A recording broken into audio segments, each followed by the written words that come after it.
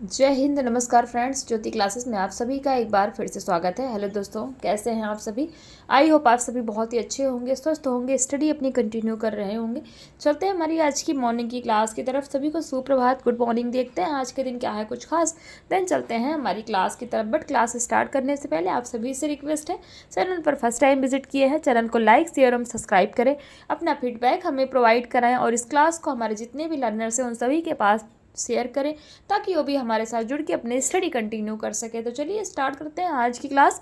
और class start करने से पहले जैसा हमने आपको बोला कि हम देखते हैं आज के दिन क्या है कुछ खास, दिन क्लास की तरफ चलते हैं। तो ध्यान दीजिएगा, आज डेट है 29 अगस्त और 29 अगस्त के बारे में हम चर्चा करते हैं कि आज के दिन कौन सा दिवस मनाया जाता है। तो ध्यान दीजिएगा, 29 अगस्त को राष्ट्रीय खेल दिवस यानी कि नेशनल स्पोर्ट डे मनाया जाता है। यह दिन हॉकी के जादूगर मेजर ध्यानचंद की जयंती पर आधारित है, जो 29 अगस्त 1950 को पैदा हुए थे।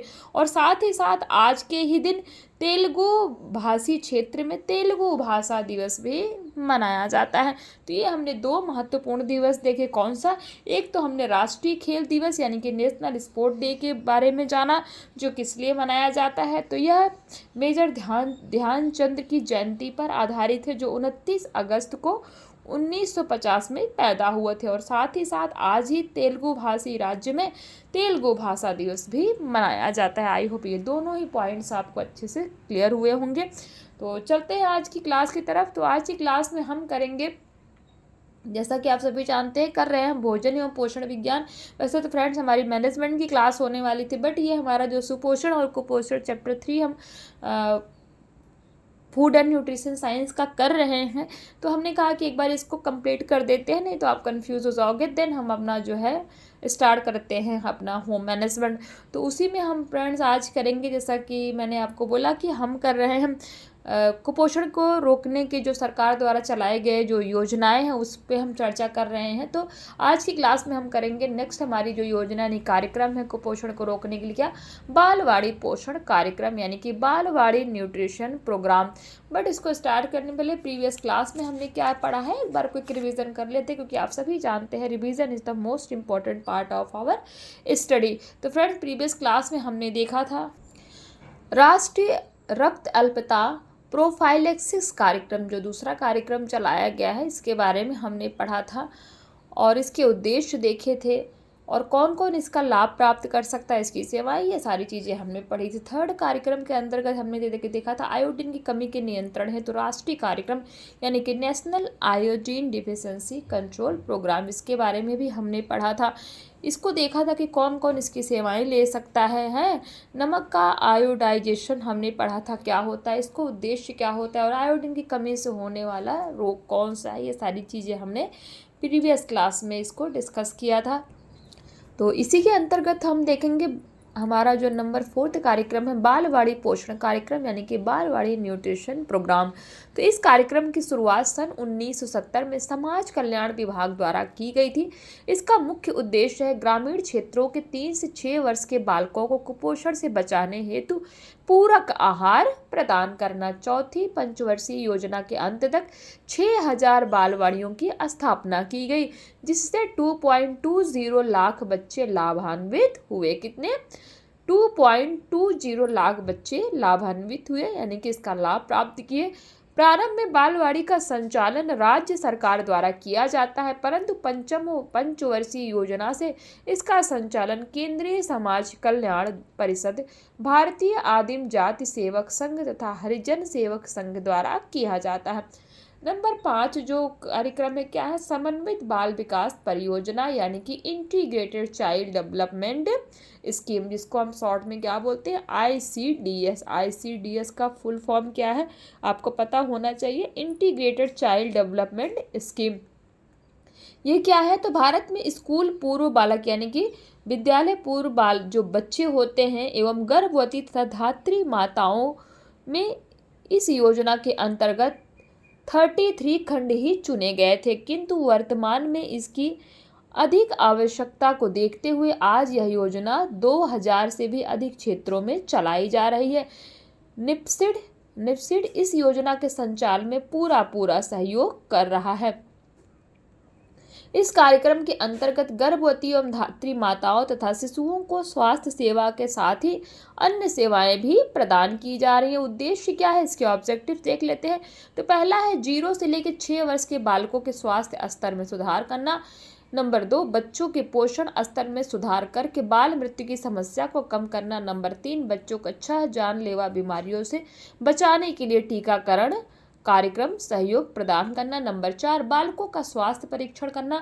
नंबर 5, बच्चों को मृत्यु, कुपोषण तथा संक्रामक एवं पोषक न्यूनता जनित रोगों से बचाने के लिए पूरक आहार की व्यवस्था करना। नंबर 6, बालकों के स्वास्थ्य एवं पोषण स्तर पर सुधार करने के लिए माताओं को पोषण एवं स्वास्थ्य शिक्षा प्रदान करना।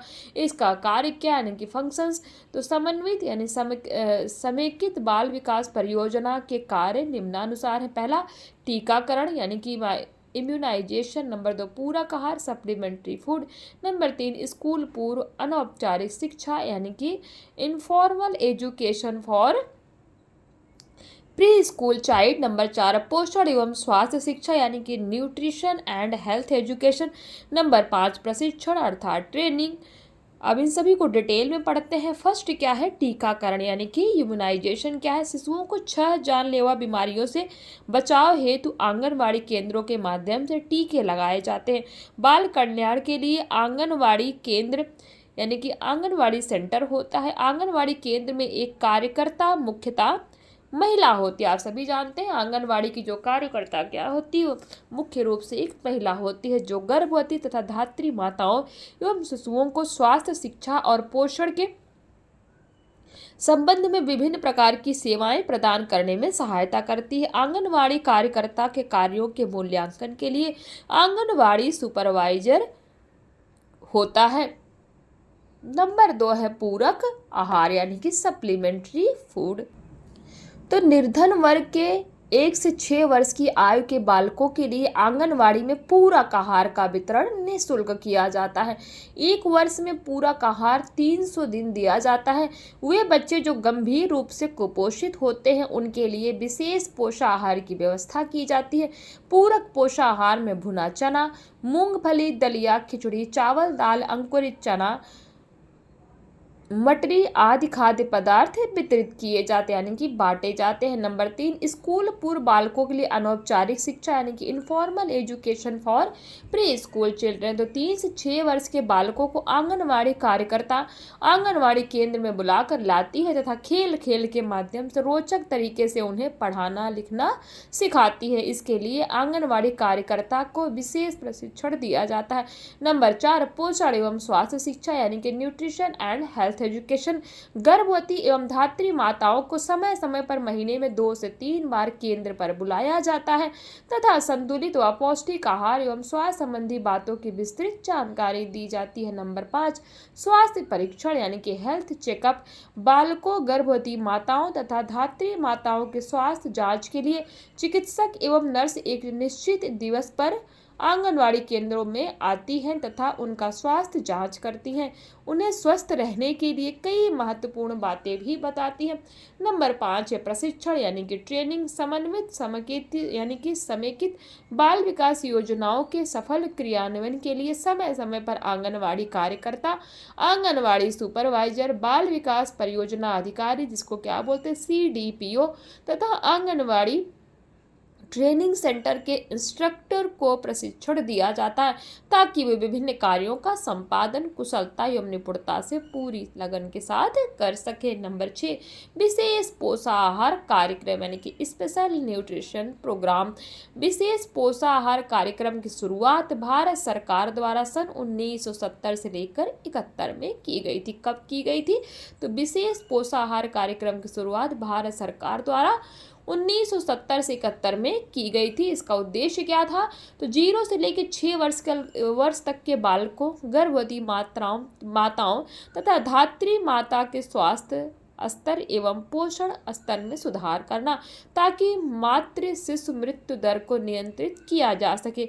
इस कार्यक्रम के अंतर्गत निम्न आर्थिक वर्ग के बालकों को मुफ्त में पोषण प्रदान किया जाता है।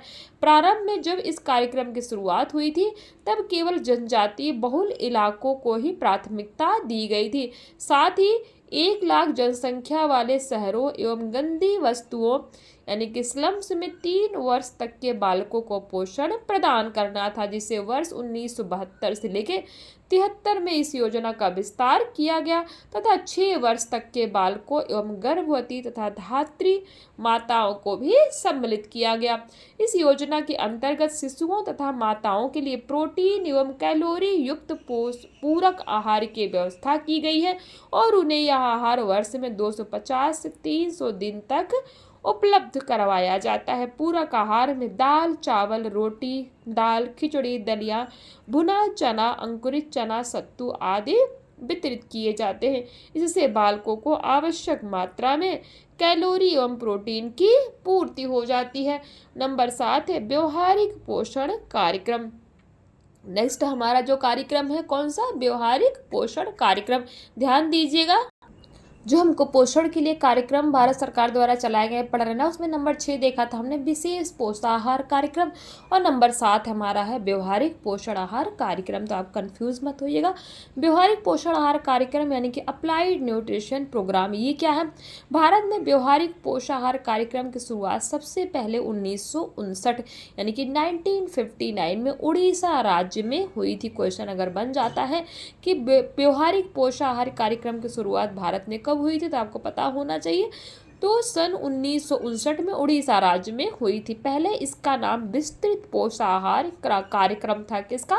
व्यवहारिक पोषाहार कार्यक्रम का नाम पहले क्या था? विस्तृत पोषाहार कार्यक्रम यानी कि एक्सपेंडेड न्यूट्रिशन प्रोग्राम था। ENP रखा गया यानी कि एक्सपेंडेड न्यूट्रिशन प्रोग्राम का शॉर्ट फॉर्म क्या है? ENP। परंतु बाद में इसका नाम बदलकर व्यवहारिक पोषण कार्यक्रम ही हो गया। इसका उद्देश्य क्या है इस कार्यक्रम को चलाने का? तो ग्रामीणों के पोषण स्तर को ऊंचा उठाना ताकि वे कुपोषण का शिकार नहीं हो। इसका कार्य क्या है? नंबर 1, ग्रामीण को आहार में फल, दूध, मछली, अंडा, सब्जियां, दाल, सोयाबीन आदि खाद्य पदार्थों को सम्मिलित करने के लिए प्रेरित करना। नंबर 2, ग्रामीण स्तर पर अंडा, मुर्गी, मछली, फल, दूध आदि पौष्टिक खाद्य पदार्थ उत्पादन को बढ़ावा देना। नंबर 3, पौष्टिक खाद्य पदार्थों का उत्पादन बढ़ाने हेतु ग्रामीणों को बीज, खाद, मुर्गी व दाना, जानवरों के लिए आहार, खेती के लिए आधुनिक उपकरण, मत्स्य पालन के लिए मछली के बीज, अंडा आदि प्रदान कर सहयोग करना। नंबर 4, विद्यालयी बालकों, उनके माता पिता तथा शिक्षकों को संतुलित एवं पौष्टिक आहार के बारे में जानकारी प्रदान करना। नंबर 5, ग्रामीणों को संतुलित एवं पौष्टिक आहार के बारे में विस्तृत जानकारी देना। ये जो है इसके उद्देश्य थे किसके? ENP के, अर्थात एक्सपेंडेड न्यूट्रिशन प्रोग्राम, जिसका नाम बदलकर क्या रख दिया गया? व्यवहारिक पोषाहार कार्यक्रम। तो इसके उद्देश्य हमने देख लिए। नेक्स्ट प्रोग्राम कौन सा है? स्कूल मध्यांतर भोजन कार्यक्रम यानी कि स्कूल लंच प्रोग्राम। इसका ये क्या है और इसका उद्देश्य देखते हैं। तो इसे दोपहर का भोजन कार्यक्रम या मिड डे मील प्रोग्राम आप सभी जानते हैं। तो मिड डे मील प्रोग्राम यानी कि MDMP भी कहते हैं। इसकी शुरुआत भारत सरकार ने सन 1961 में की थी। आज यह कार्यक्रम संपूर्ण देश में चल रहा है। यह कार्यक्रम विद्यालयों में चलाया जाता है। विद्यालय का अध्यापक ही इसका व्यवस्थापक होता है। प्रारंभ में इसकी शुरुआत केंद्रीय स्तर पर हुई थी, लेकिन आज यह कार्यक्रम राज्य स्तर पर भी हो रहा है। आर्थिक सहायता केंद्र सरकार से प्राप्त होती है। उसका उद्देश्य क्या है? तो गरीबी रेखा से नीचे जीवन यापन करने वाले 3 से 6 वर्ष के बालकों को पोषण स्तर में सुधार लाना। नंबर 2, विद्यालय में बालकों की उपस्थिति बढ़ाना। नंबर 3, विद्यालय को जल्दी छोड़ने वाले बच्चों की यानी कि स्कूल ड्रॉप और चिल्ड्रन संख्या को कम करना। नंबर 4, बालकों को शिक्षित करने हेतु बढ़ावा देना। तो ये जो है इसका उद्देश्य है। लाभ पाने वाले समूह यानी कि बेनिफिशरीज कौन है? तो इस कार्यक्रम के अंतर्गत वे सभी बच्चे सम्मिलित किए जाते हैं जो विद्यालय में प्राथमिक शिक्षा ग्रहण करते हैं। ग्रामीण क्षेत्र के गरीब एवं कुपोषित बालकों पर विशेष ध्यान दिया जाता है। गरीब, अनुसूचित जाति एवं जनजाति के बालकों को प्राथमिकता दी जाती है। बालकों को पूरक आहार दिया जाता है जिसमें लगभग 300 कैलोरी ऊर्जा तथा 8 से 10 ग्राम प्रोटीन मिलता है। वर्ष में 200 दिन पूरक आहार दिया जाता है। तो ये हमने कुछ कार्यक्रम देखे जो भारत सरकार द्वारा कुपोषण से बचाव के लिए चलाए गए हैं। आई होप ये सारे कार्यक्रम आपको समझ आए होंगे। ये तो हम नेशनल लेवल पर देख रहे थे, पोषण संबंधी अंतर्राष्ट्रीय कार्यक्रम हम कवर करेंगे और इसकी शुरुआत करेंगे नेक्स्ट क्लास में। तो आई होप आज की क्लास आपको समझ में आई होगी, कॉन्सेप्ट्स क्लियर हुआ होगा। जितने भी हमने कार्यक्रम देखे बहुत ही इंपॉर्टेंट है, हमने कार्यक्रम देखे, उनका उद्देश्य देखा, वो प्रारंभ कब हुआ और इसका लाभ कौन कौन से वर्ग पा सकते हैं, इन सभी के बारे में हमने जाना। फिर भी कोई क्यूरी कहीं किसी वर्ड किसी सेंटेंस में आपको अगर होती है तो आप कमेंट के माध्यम से पूछ सकते हैं। आपका हर एक सोल्यूशन, आपको हर एक क्यूरी का आपको हर एक सोल्यूशन प्रोवाइड कराया जाएगा। तो मिलते हैं हमारी नेक्स्ट क्लास में। फीडबैक अपना अवश्य दीजिए। तब तक के लिए जय हिंद, नमस्कार। हंसते रहिए, मुस्कुराते रहिए, एक दूसरे की हेल्प करते रहिए। धन्यवाद।